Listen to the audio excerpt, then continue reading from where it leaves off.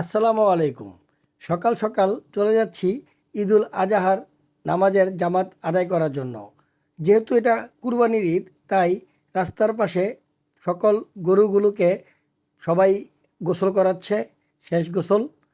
তো আমাদের এলাকায় যেহেতু ঈদগাহ নেই, তাই আমাদের ভরসা হচ্ছে আমাদের এই পীরের বাগ পাকা মসজিদ। তো আমি পাকা মসজিদে সবসময় নামাজ পড়ার চেষ্টা করি। তো সকাল সকাল চলে গেলাম মসজিদে এবং মসজিদে ঢুকে হুজুরের বয়ান শুনলাম, নামাজ পড়লাম এবং খুতবা শুনলাম। তারপর নামাজ শেষ করে সবাই ঈদের কুশল বিনিময় করলাম, কোলাকুলি করলাম, শুভেচ্ছা বিনিময় করলাম। এরপর চলে আসলাম গরু কুরবানি করার জন্য।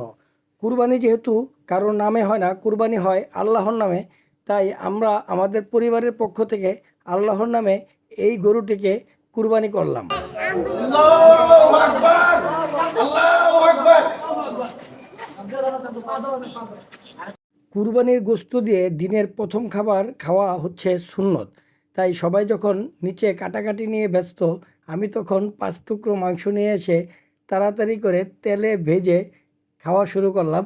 কারণ আমি সুন্নতটা আদায় করার জন্য সকাল থেকে না খেয়েছিলাম। যাই হোক, খাওয়া দাওয়া শেষ করে এইবার মাংস বন্টনের জন্য বসলাম।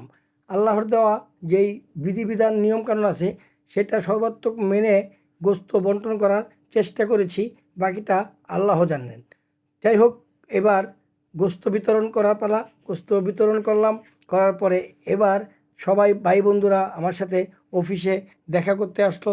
তাদের সাথে একটা সুন্দর সময় কাটালাম, শুভেচ্ছা বিনিময় করলাম এবং এরপরে চলে গেলাম একজন ভালোবাসার মানুষের কাছে। সে হচ্ছে হাসিবুল হাসান পিন্টু ভাই। তো ওনার অফিসে গেলাম, ওনার সাথে অনেকটা সুন্দর সময় কাটালাম, চা খেলাম, শুভেচ্ছা বিনিময় করলাম, ফটো সেশন করলাম। তারপরে আমি আমার ঈদকে বিদায় জানালাম। যাই হোক, সবাই কমেন্ট করে জানাবেন আপনাদের ঈদ কেমন কেটেছে। আশা করি প্রত্যেকের ঈদই ভালো কেটেছে।